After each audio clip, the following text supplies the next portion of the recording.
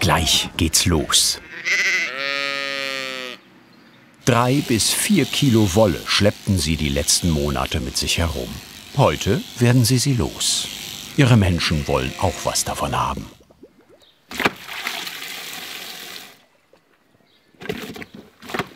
Aber was muss alles passieren, bis die das tragen können?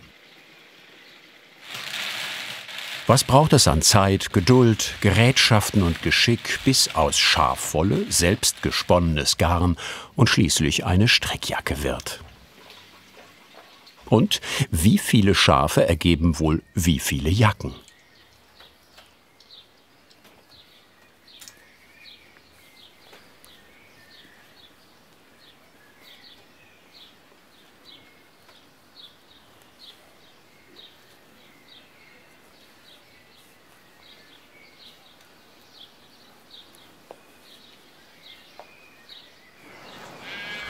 Ende Mai nahe Hauenstein in der Südpfalz. Noch grasen unsere Lieferanten mit ihrem Material auf der Wiese. Sie sollen sich noch mal richtig satt fressen, denn ein praller Bauch schert sich leichter als ein faltiger. Eigentlich ist Michael Ruppert Bauingenieur, aber Schafe hält er schon seit mehr als 30 Jahren. Aus anfangs 2 sind inzwischen rund 50 Muttertiere geworden.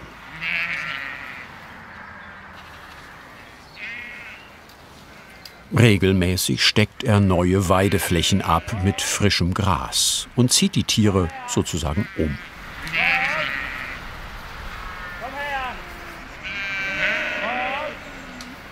Komm her! Heute aber sollen sie zum Scheren in den Unterstand. Merken seine Schafe, wenn was Besonderes ansteht? Komm! Ja, es ist manchmal so, dass sie ganz wild sind, dass man sie bremsen muss, dass sie nicht zu schnell sind. Heute sind sie eher träge und wollen nicht so mitlaufen. Einer will halt nicht heute mit und das biegt aus und wenn eins wegrennt, rennen alle weg. Die haben bestimmt die Befürchtung, dass sie vielleicht geschlachtet werden. Komm her! Hütehunde braucht Michael Ruppert keine. Schließlich hat er eine große Familie. Heute sind Sohn Markus, dessen Neffe Anton und Antons Mutter Susanne im Einsatz. Komm her! Komm!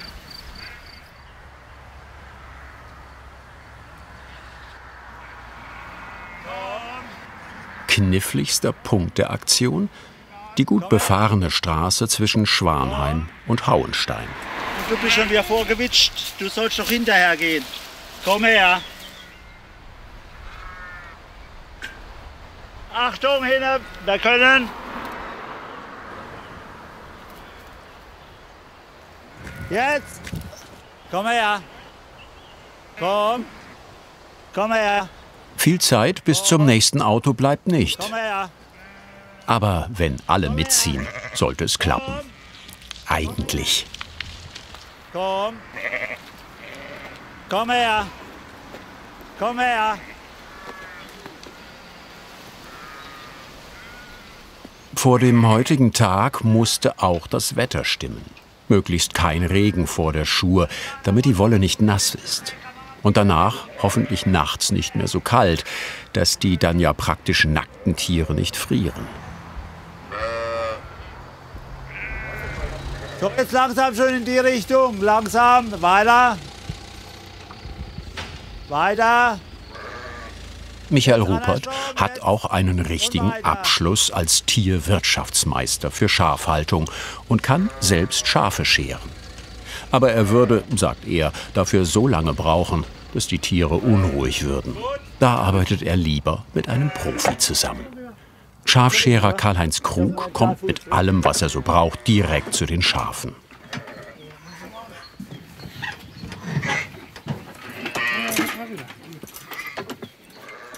Und während er seine mobile Ausrüstung aufbaut, zeigt uns Michael Ruppert, wie er es früher gemacht hat, als er noch viel weniger Tiere hatte. Auf ganz traditionelle Art nämlich, für die man wirklich nichts braucht als eine Handschere und natürlich ein Schaf.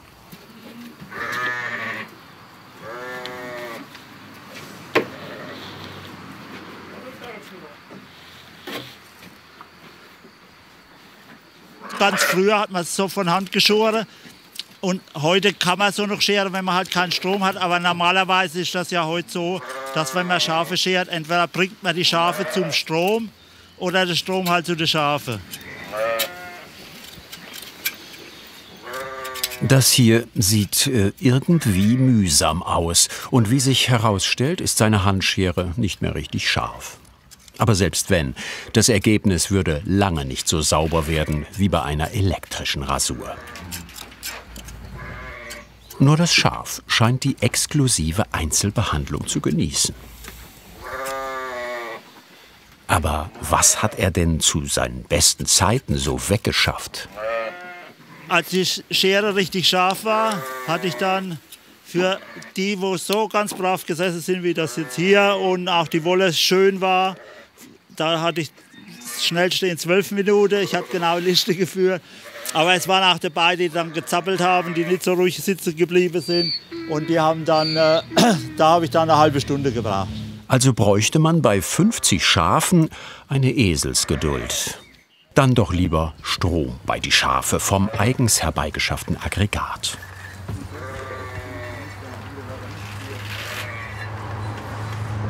Und dann heißt es Freiwillige vor. 3 Sorten Schafe hält Familie Ruppert, nämlich Merino-Landschaf, Bergschaf und Schwarzkopf. Allesamt ziemlich widerstandsfähig und vielleicht auch ein bisschen widerspenstig.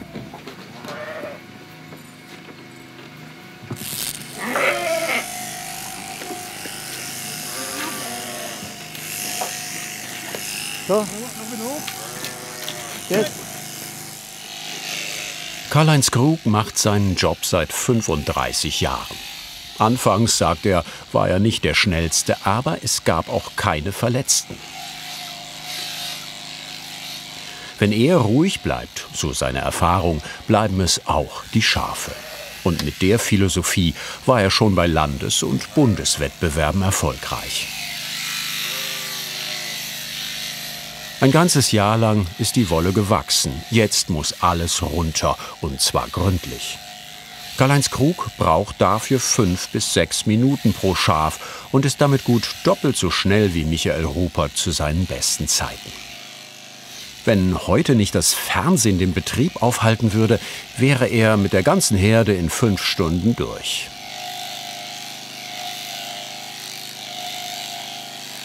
Was einfach aussieht, braucht Übung und eine Schere, die so eingestellt ist, dass sie die Haare genau erwischt, nicht aber die Haut. Das ist wie bei jeder guten Rasur.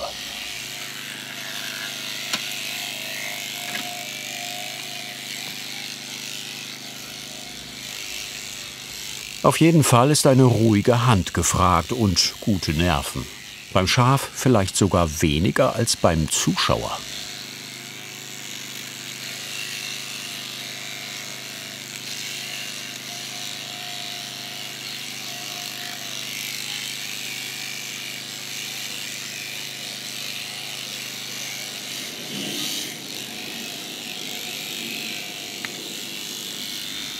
Geschafft.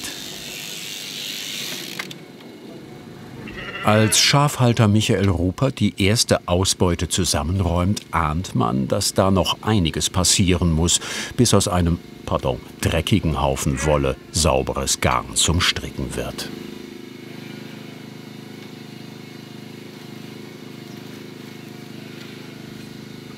Das Schaf zumindest sieht gut aus.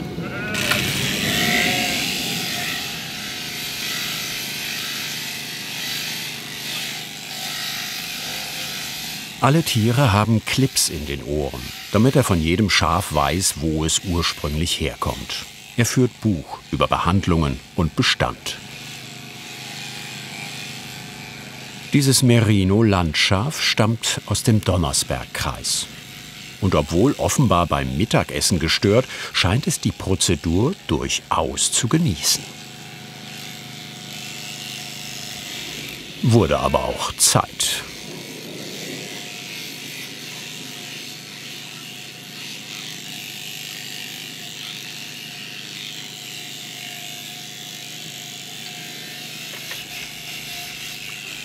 Während so immer mehr für eine Strickjacke zusammenkommt, scheinen sich die Schafe ein bisschen zu fühlen wie manch eine nach dem Friseurbesuch. Das kennt man ja.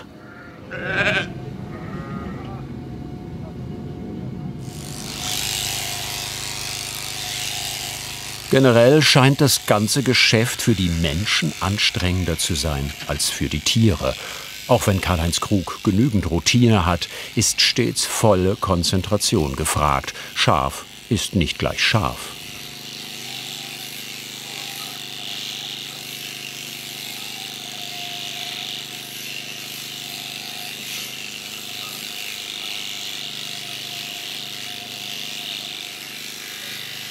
Die dunkle Wolle kann später genauso weiterverarbeitet werden wie die helle. Damit hat man beim Schafshof Rupert alles im Angebot, was die Tiere von Natur aus mitbringen. Künstlich gefärbt wird nicht.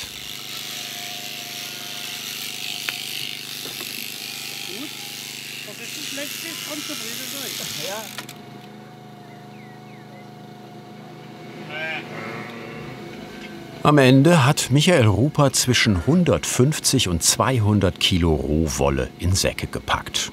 Viel zu viel, um noch alles selbst zu waschen und zu verarbeiten. Ein Großteil geht mittlerweile an eine spezielle Wollwäscherei in Österreich.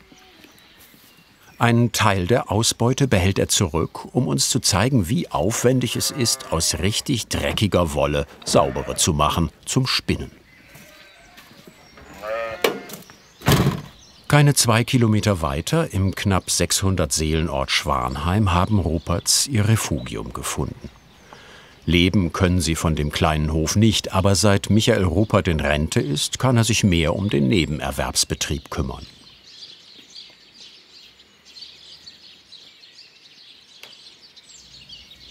Bevor die frisch geschorene Wolle überhaupt mit Wasser in Berührung kommt, muss er erstmal diverse Hinterlassenschaften und manchen Fremdkörper herauslesen. Denn was sich über 4 Jahreszeiten hinweg zwischen Schlamm, Gras, Bäumen und Büschen so angesammelt hat, das lässt sich nicht mal eben abwaschen oder ausspülen. Und der Kenner sieht nicht einfach nur Dreck. Ja, hier sieht man jetzt auch, was innen am Schaf war und was außen ist. Außen ist es halt hell von der Sonne, innen ist noch mehr Fett drin, außen ist vom Regen rausgewaschen. Und dann außen sind auch dann von Heu und Stroh so Teile, die wir dann aus der Wolle rausnehmen müssen, weil die waschen sich nicht raus. Der Sand, wo man dazwischen sieht, das geht beim Waschen zumindest mal das Fett raus und dann schwemmt der Sand auch ein bisschen raus. Aber die Heuteile kriegen wir jetzt nicht alle raus, die gibt es dann in alle Stadien, wo wir die immer rauslesen müssen, zum Teil sogar noch beim Stricken.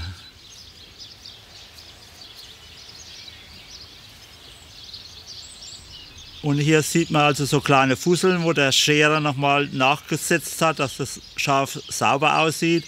Aber das können wir in der Wolle nicht gebrauchen, weil daraus können wir keinen Faden spinnen. Deswegen müssen wir das jetzt hier aussortieren.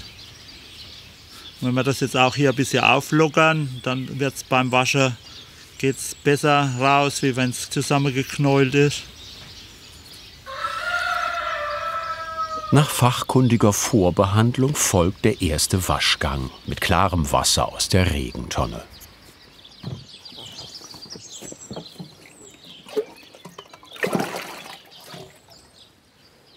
Nachhaltig wirtschaften und natürliche Ressourcen nutzen,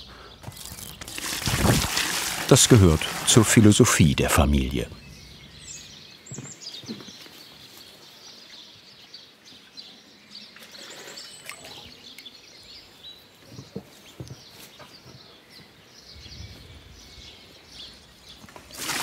Ist die Wolle gut mit Wasser bedeckt, wird das Ganze vorsichtig gestampft, aber keinesfalls gerührt.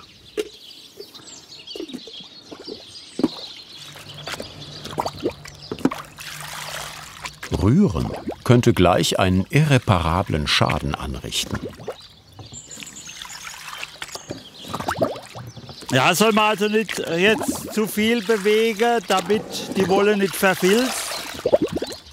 Stark verfilzte Wolle könnte man nur noch wegkippen. Die Kunst besteht hier darin, sie gerade nur so zu bewegen, dass möglichst jede Stelle mit Wasser in Berührung kommt.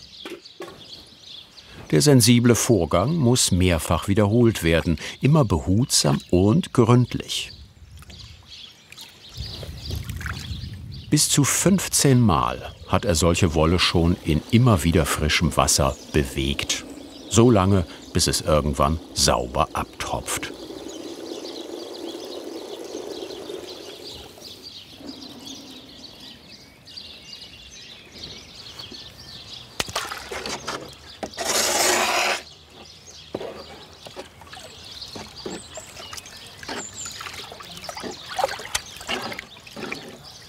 Verschenkt wird dabei nichts und möglichst alles noch irgendwie genutzt. Selbst das Wasser kommt zum Schluss als Dünger auf den Rasen.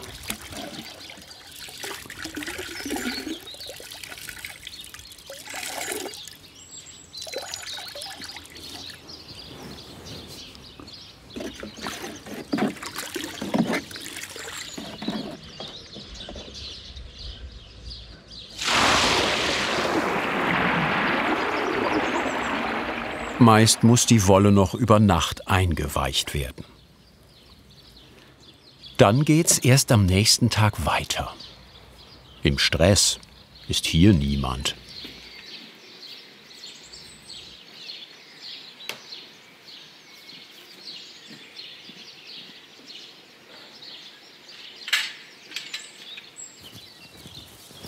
Zusätzlich zu seinen Regentonnen hat Michael Ruppert einen Anschluss ans Leitungswasser im Garten. Praktisch auch für den Hauptwaschgang unserer Schafwolle.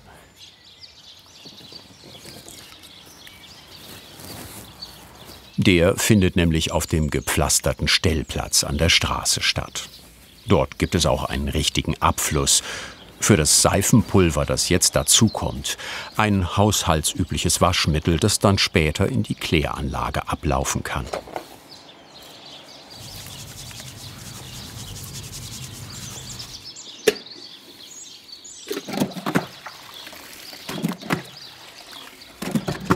Erstmal ordentlich aufschäumen, denn nun müssen auch Fett und Schweiß rausgewaschen werden. Schließlich wurde die Wolle 12 Monate am Körper getragen und so roch sie auch.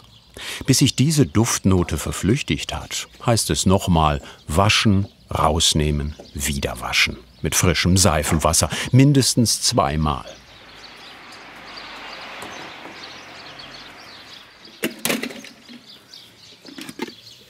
Auch hier gilt wieder aufpassen, dass nichts verfilzt, aber möglichst alles überall mit Wasser und Seife in Berührung kommt.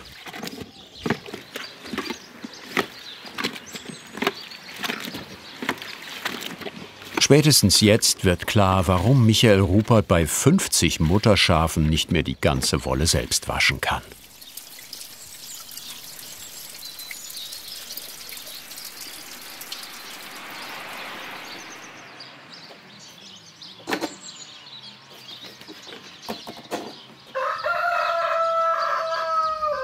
Waren ursprünglich rund 4 Kilo Wolle am Schaf, bleiben nach dem ganzen ausgiebigen Reinigungsprozedere am Ende noch etwa 2 Kilo übrig. Der Rest war tatsächlich Schweiß, Fett, Mist, Staub, Sand, Heu und was sonst noch so hängen blieb. Aber der Aufwand lohnt sich. Langsam kann man sich vorstellen, dass da was draus wird.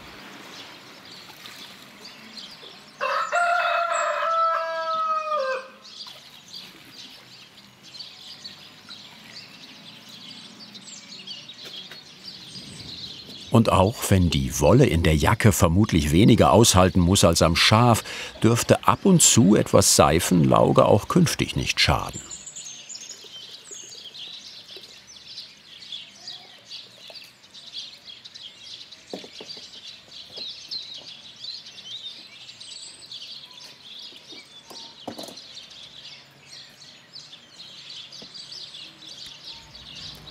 Anders als etwa bei einer Autowäsche kommen hier keine schädlichen Substanzen ins Abwasser.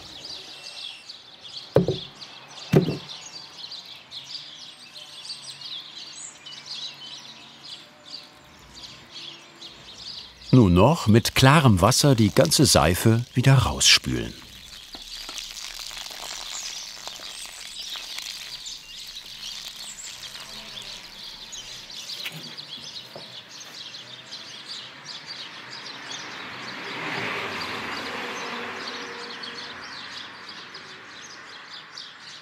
Bevor man damit aber irgendetwas anfangen kann, muss die feuchte Wolle erstmal gut getrocknet werden.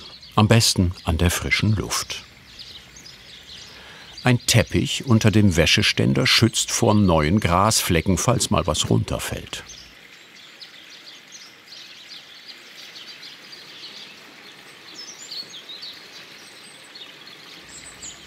Schön zurechtzupfen und gleichmäßig verteilen, damit der Ständer nicht kippt.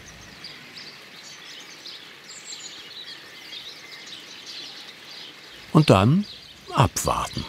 Volle 2 Wochen. So lange wird es dauern, bis die Wolle richtig trocken ist und weiter verarbeitet werden kann.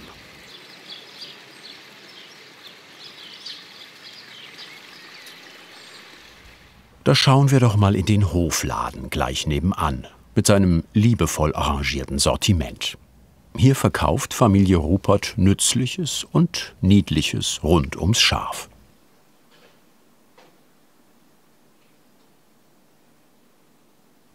Nicht alles selbst hergestellt, aber zumindest aus der Region.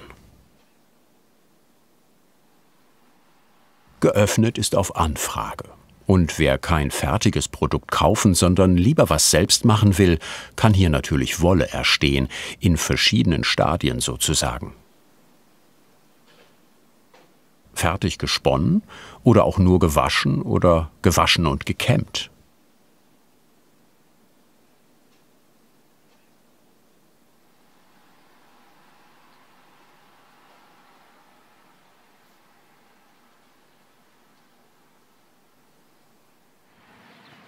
Vor dem Spinnen nämlich muss die getrocknete Wolle erst einmal kardiert, also gekämmt werden. Dazu braucht es gar nicht viel, vorausgesetzt man hat, genau, Zeit. Wer also jetzt ein klein bisschen Wolle verarbeiten will, der kämmt die noch so von Hand. Aber Sie sehen ja, ich habe jetzt ganz wenig Wolle hier dazwischen und muss die ja ziemlich lang bearbeiten. Und bis daraus dann was wird. Bis daraus dann was wird, also aus widerspenstigen Schafslocken so etwas wie feines Haar, muss man mit 2 sogenannten Handkarten gegeneinander bürsten.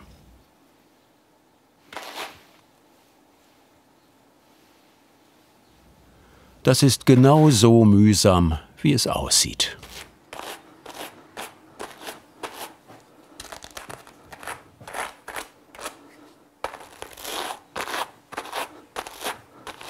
Ruperts verkaufen die gesponnene Wolle in Strängen zu rund 300 Gramm. Selbst wenn er nur die Menge so kardieren müsste, sagt Michael Rupert, dann würde er dafür Tage brauchen. Und er macht das nicht zum ersten Mal. Besser geht es mit einer sogenannten Kardiermaschine.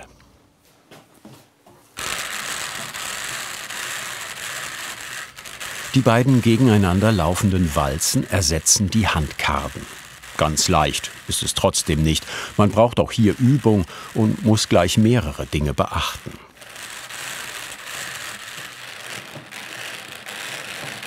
Es ist schon kraftaufwendig, das halt zu drehen. Man muss halt auch gucken, dass die Wolle so ein bisschen gleichmäßig draufkommt, nicht dass jetzt so nur auf einer Stelle die Wolle immer reinläuft und auch nicht, dass zu große Batzen reinkommt, dann gibt es eine Stockung, dann kann man nicht mehr durchdrehen. Das sieht man auch, wenn manchmal ein bisschen beim Drehen viel Wolle durchkommt und dann muss man hier ein bisschen ruckeln, dass es durchgeht. Beim Kardieren werden Fussel und Knötchen entfernt. 10% sind nochmal Ausschuss. So, jetzt können wir mal die erste Lage schauen, wie die geworden ist.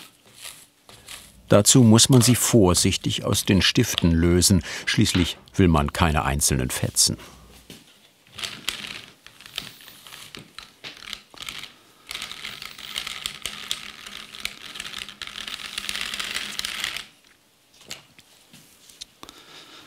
Sie hat also schon noch ein paar Knoten, deswegen lassen wir sie noch mal durch, damit sie dann noch ein bisschen feiner wird und noch ein bisschen mehr Schmutz hier rauskommt.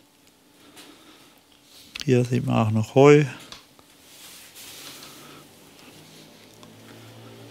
Tannennadel.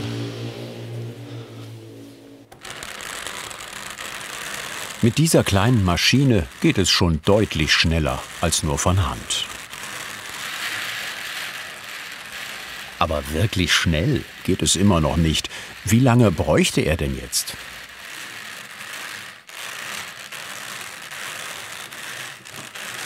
Ja, ich denke also, für 200 Gramm, da brauche ich schon mehr wie eine Stunde.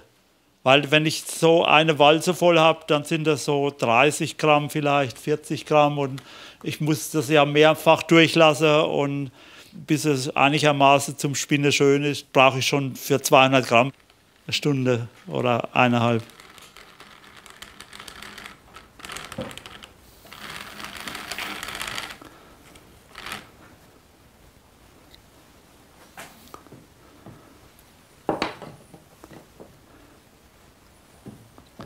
Ja, das ist zwar noch nicht 100%ig gut, aber das kann man so schon auch verspinnen. Es gibt dann auch die kleinen Knötscher, stören dann nicht in der Wolle, es gibt dann auch so ein bisschen Struktur.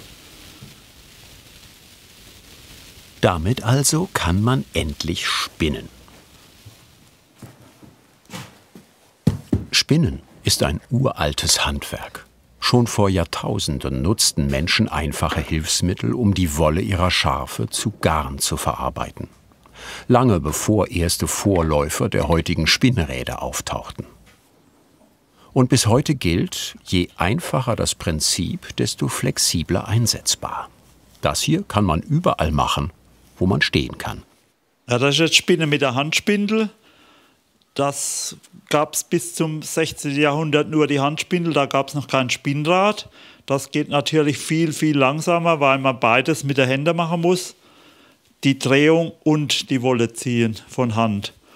Und wenn wir dann ein Stück Faden gesponnen haben, muss man wieder damit aufhören, damit man die aufwickeln kann, um mit dem Faden, dass der nicht zu lang wird. Aufwickeln, spinnen, wieder aufwickeln. In vielen Gegenden der Welt wird das immer noch so gemacht, für den täglichen Gebrauch.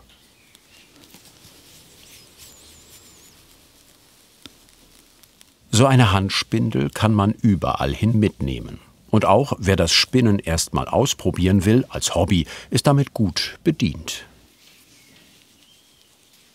Mit der Handspindel hat halt den Vorteil, dass man sehr viel Zeit hat, für die Wolle zu ziehen, für den Faden auf die Stärke zu bringen, wie man ihn gern hätte.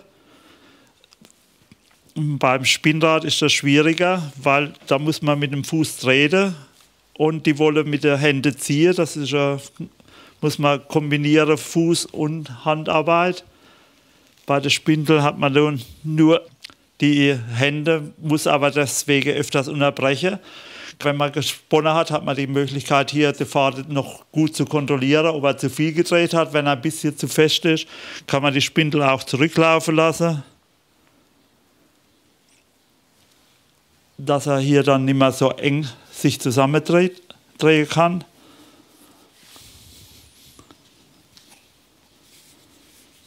Das braucht zwar alles auch ein bisschen Übung und für größere Mengen entsprechend Zeit, aber auch hier kann man alles machen, was nötig ist. Lose Fasern auseinanderziehen und verdrehen und aufwickeln, nur eben nicht gleichzeitig. Aber es trainiert schon mal die Abläufe.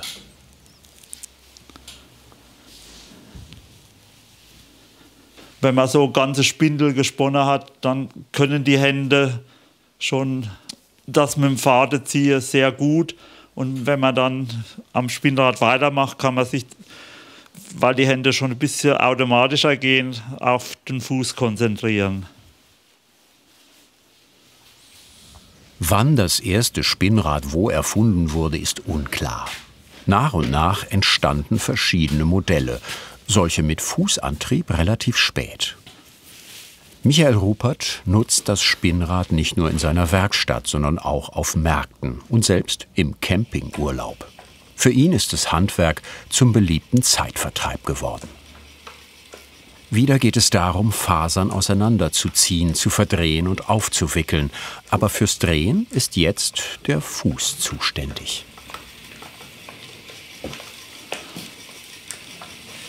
Mit dem Pedal treibt er das Rad an und dadurch bewegt sich die Spule, dreht den Faden und wickelt ihn auf.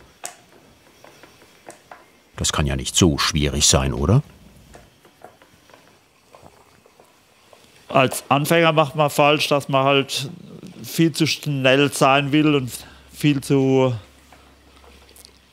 hastig arbeitet. Man muss also ganz ruhig die Sache angehen.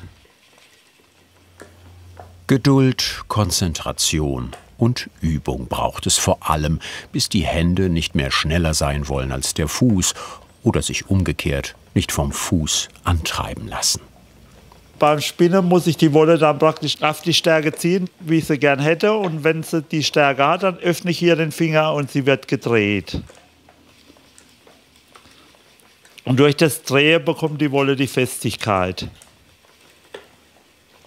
Dabei muss der Faden gar nicht überall gleich stark werden. Es soll überhaupt nicht perfekt aussehen. Schließlich ist handgemacht ja auch eine Qualität.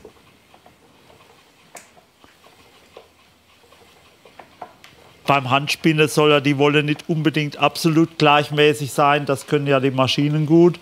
Beim Handspinnen ist oft sogar gewollt, dass es mal ein bisschen dünnere und mal ein bisschen dickere Stelle gibt. Weil das dann beim Stricken auch gleich so ein Muster gibt, auch wenn man glatt rechts oder links strickt. Dazu kommen wir noch.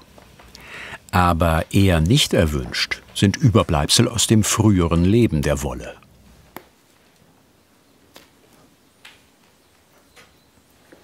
Und was passiert eigentlich, wenn der Faden mal versehentlich reißt? Irgendwann, wenn die Wolle leer ist, dann muss ich ja auch ansetzen und dann ist das halt so, dass die Wolle getrennt ist und ich lege sie wieder drauf. Und wenn die ersten Wollhaare gefasst haben, dann spinne ich weiter.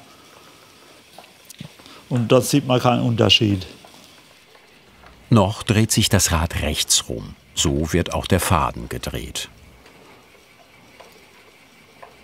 Damit der sich gleichmäßig auf der ganzen Spule verteilt, sind ein paar einfache Haken angebracht an seinem Spinnrad, das er sich mal als Bausatz besorgt hat. Ab und zu muss ich den Faden umhängen, dass er auf einer anderen Stelle von der Spule aufwickelt.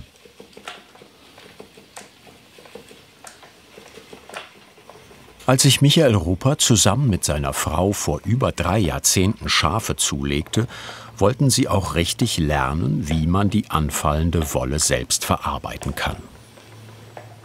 Dabei merkten sie bald, dass man eigentlich aus fast allem noch was machen kann und dass letztlich das Ergebnis zählt. Wir haben dann angefangen, als wir die Schafe hatten, mit einem Spinnkurs. Und wir haben gleich unsere erste Wolle, wurde dann auch verstrickt im Rückteil. Das war dann halt ein bisschen fester und härter und ungleichmäßiger, aber es hat auch gewärmt und war dann, weil es ein bisschen zu fest war, besonders strapazierfähig. Damit schon mal strapazierfähige Wolle aus den gesponnenen Fäden wird, muss nach dem Spinnen noch gezwirnt werden.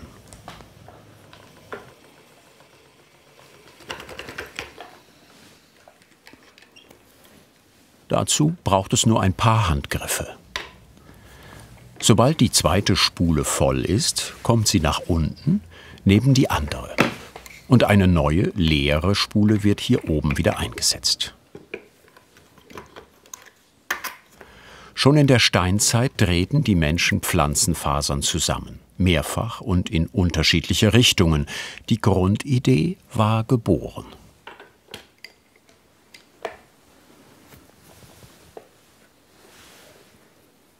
Jetzt werde ich die zwei gesponnenen Fäden zusammenzwirren zu einem. Und da wird die Wolle dann zum Stricken wesentlich haltbarer, weil sie sich dann immer aufdrehen kann. Weil das Zwirnen, Spinnen tue ich ja immer rechts rum und Zwirnen tut man dann links rum und dann kann die sich nicht mehr aufdrehen, die Wolle.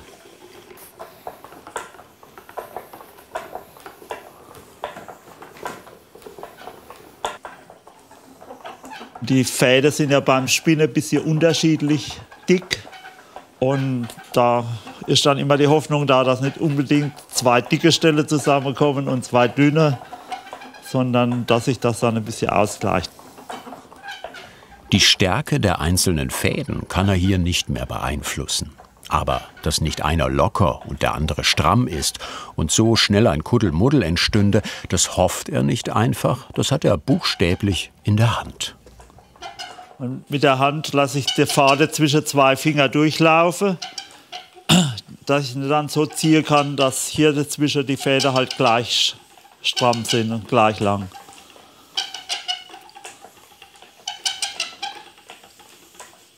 Man könnte auch mehr als 2 Fäden zusammenzwirnen, aber handgesponnene Wolle ist sowieso schon dick genug, findet Michael Ruppert. Lieber setzt er manchmal auf ein paar Effekte. Heute habe ich ja auf beide Spulen weißer Faden gesponnen. Man kann auch auf einer brauner, auf der anderen weiße. Dann gibt es so melierte Wolle. Ich habe auch schon ganz unterschiedlich gesponnen, da ich auch immer auf der Spule gewechselt habe. Einmal hell, einmal dunkel, dann fast schwarz und das unterschiedlich. Dann war die Wolle ganz halt unterschiedlich und beim Stricken gibt es dann, weiß man dann nie vorher, wie es aussieht. Was vielleicht nicht immer auf Begeisterung stößt. Nach all der Arbeit wäre es fatal, wenn sich zum Schluss noch alles verheddern würde. Die so sorgfältig gewaschene, gekämmte, gesponnene und gezwirnte Wolle muss noch gebrauchsfertig aufgewickelt werden. Dabei hilft eine sogenannte Haspel.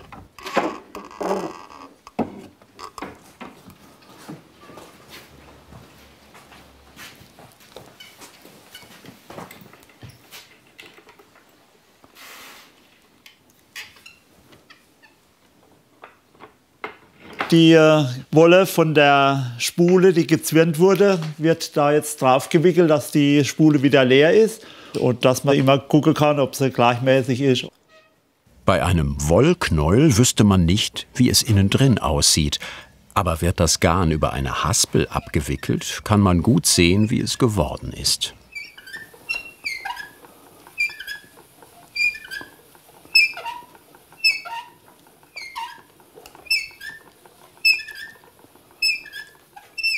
Wichtig dabei, schön parallel aufwickeln, nicht kreuz und quer. Nicht umsonst meint der Ausdruck sich verhaspeln, dass ein Kuddelmuddel dabei rauskommt, statt einer ordentlichen Konstruktion.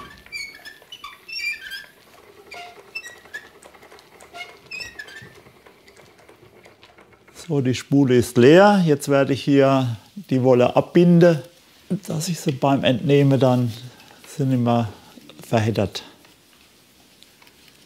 Auf einer Seite und auf der gegenüberliegenden.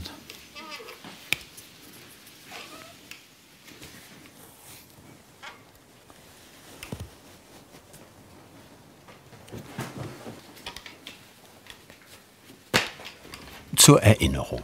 Hat ein Schaf 4 Kilo Wolle, so bleiben nach dem Waschen und Kardieren rund 1800 Gramm zum Spinnen. So ein Strang hat rund 300 Gramm.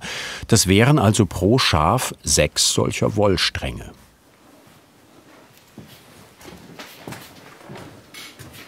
Im Hofladen wird die Wolle dann gewogen. 100 Gramm gibt es zum eher symbolischen Preis von 8 Euro.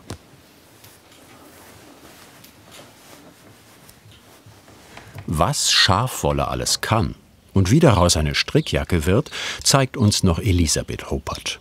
Sie beginnt gerade mit einem Vorderteil.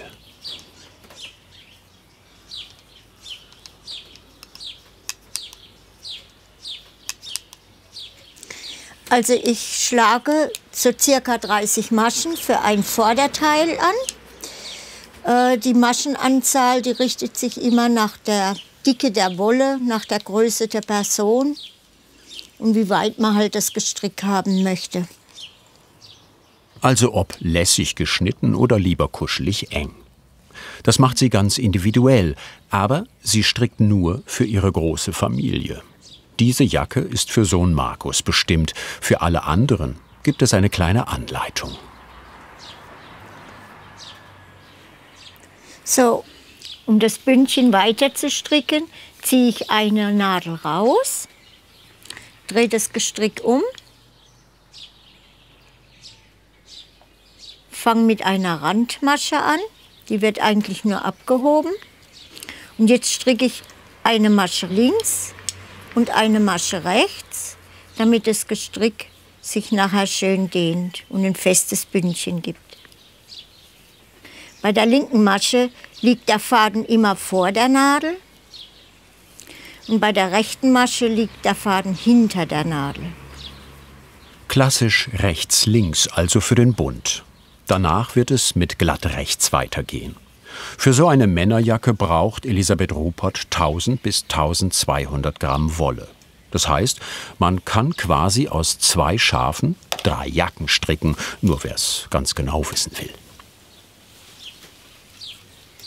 Dabei arbeitet sie mit den Farben, die die Natur, also die Schafe, hergeben, weiß und braun in allen Schattierungen. Mehr Abwechslung braucht sie nicht. Und schon gar keine komplizierten Muster, wie sie uns zeigt. So, ich werde es jetzt mal weglegen. Und hier habe ich schon ein Rückteil gestrickt. Man kann hier sehr schön die Struktur der Wolle erkennen. Ein Muster würde also, finde ich, das alles überfüllen. Wer mit Schafwolle strickt, dem wird auch so nicht langweilig. Es ist vielmehr eine gute Übung in Achtsamkeit. Schnell weit kommen klappt eher nicht. Also man muss jede Masche richtig abheben. Eine dünnere Wolle strickt sich leichter eigentlich. Es gibt zwar ein großes Stück, weil die Wolle so dick ist, aber trotzdem muss man jede Masche richtig abstricken.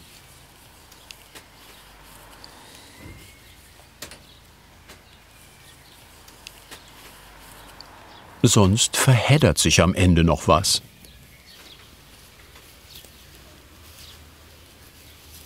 Aber die Mühe, die das vielleicht macht, lohnt sich. Denn all die positiven Eigenschaften der Wolle, die früher einmal das Tier bei Wind und Wetter schützten, werden hier mit verstrickt. Schafwolle ist ein echtes Wunderwerk der Natur. Sie ist also im Sommer kühlend und im Winter wärmt sie total gut. Sie hat die Eigenschaft, ganz viel Feuchtigkeit aufzunehmen. Deshalb merkt man also nicht, wenn man schwitzt. Lange nicht so arg wie in anderen Materialien. Ehe man sie wäscht, immer gut lüften. Wolle ist schmutz- und wasserabweisend. Beim Waschen wäre zu sagen, man nimmt am besten ein rückfettendes Wollwaschmittel und legt es also einfach nur ein bisschen in die Lauge rein dann und spült es danach gut aus. Und am schönsten bleibt es, wenn man sie im Liegen trocknet. Richtig gepflegt ist so eine Strickjacke fast unverwüstlich.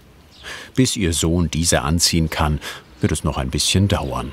Und nein, zu kaufen gibt es fertige Strickjacken beim Schafshof Ruppert nicht. Was da im Hofladen hängt, ist nur zur Anschauung. Aber die Wolle dafür gibt es hier. Schon geschoren, gewaschen, gekämmt, gesponnen, gezwirnt und gehaspelt. Nur stricken muss man dann noch selbst.